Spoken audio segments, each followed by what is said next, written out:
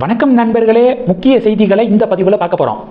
தமிழக பாஜகவுடைய அஸ்வத்தாமன் இருக்கார்ல, அவர் பாரத் மாதா கி ஜே அப்படின்னு மனதார சொன்னவர்களால் வேறு கட்சியில் இருக்க முடியாது அப்படின்னு பதிவு போட்டிருக்காரு. அண்ணாமலை இயக்கத்தில் பாஜகவினர்கள் விலகி சேர்ந்துக்கு இருக்காங்களே, அவங்கள சொல்கிறாராம் பாரத் மாதா கி ஜே அப்படின்னு மனதார சொன்னவர்களால் மற்ற கட்சிகளில் இருக்க முடியாது அப்படின்னு.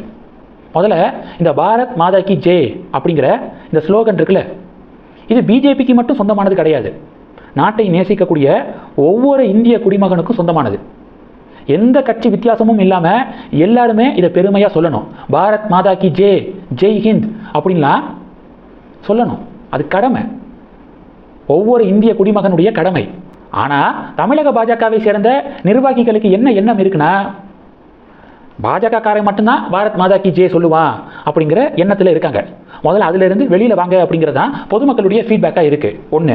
ரெண்டாவது, சங்கி பிரின்ஸ் அப்படிங்கிறவர் ஒரு பதிவு போட்டிருக்காப்புல.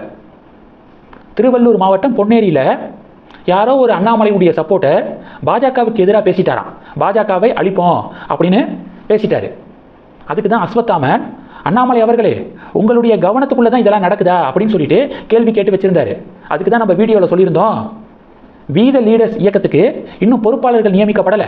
அண்ணாமலை யாரையும் பொறுப்பாளராக போடலை. எங்கேயோ யாரோ பேசினதுக்கெல்லாம் அண்ணாமலை பொறுப்பாக முடியாது. பொறுப்பாளர்களை நியமிச்சிருந்தா நீங்கள் தானே நியமிச்சிங்க, அவர் ஏன் இப்படி பேசுகிறாரு அப்படின்னு கேள்வி கேட்கலாம். யாரையுமே நியமிக்கலை, வெறும் உறுப்பினர்கள் சேர்க்கை மட்டும்தான் நடந்துக்கு இருக்கு. அதுக்கு அண்ணாமலை எப்படி பொறுப்பாவார் அந்த வீடியோவுக்கு அப்படின்னு நேற்று நம்ம டீட்டெயிலாக பேசியிருந்தோம். அந்த வீடியோவை பற்றி இந்த சங்கி பிரின்ஸ் அப்படிங்கிறவர் பதிவு போட்டிருக்காப்புல. உதயநிதி என்னன்னா சனாதன தர்மத்தை அழிப்போம் அப்படின்னு சொல்கிறாப்புல. வீர லீடர்ஸ் இயக்கத்தை சேர்ந்த ஒருத்தர் சொல்கிறாரு பிஜேபியை அழிப்போம் அப்படின்னு சொல்கிறாரு. இந்த ரெண்டு பேருக்கும் என்ன வித்தியாசம்? ஒரு 7 வித்தியாசம் சொல்லுங்கள்.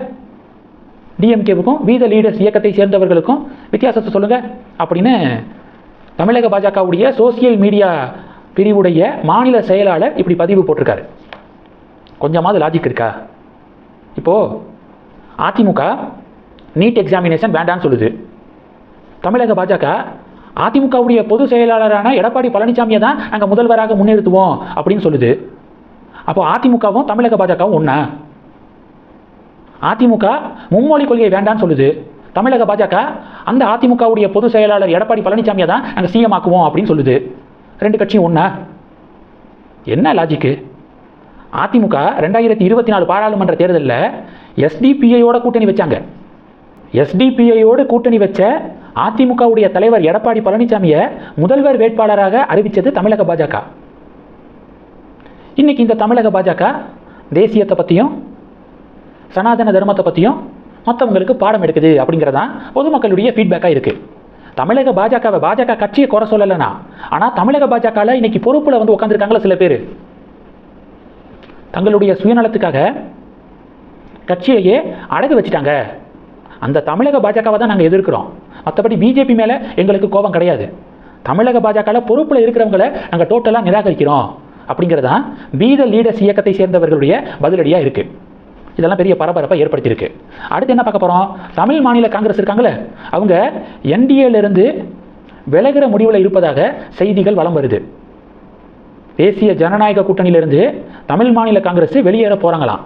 வெளியேறி யாரோட கூட்டணி அமைக்க போகிறாங்க? யாருக்கு சப்போர்ட் பண்ண போகிறாங்க? ஒன்று தமிழக வெற்றி கழகத்தோட சேர போகிறாங்க, இல்லைன்னா திமுகவோட சேருவதற்கு வாய்ப்புகள் இருக்குது அப்படின்னு தான் நியூஸ் வருது. பொறுத்திருந்து பார்க்கலாம். இந்த செய்திகளை பற்றி உங்களுடைய பார்வைகளை மறக்காமல் கமெண்ட் பண்ணுங்கள். தொடர்ந்து கணக்கில் இருங்க. அடுத்தடுத்து நிறையா பதிவுகளை பார்க்க போகிறோம். நன்றி. ஜெய் ஹிந்த்.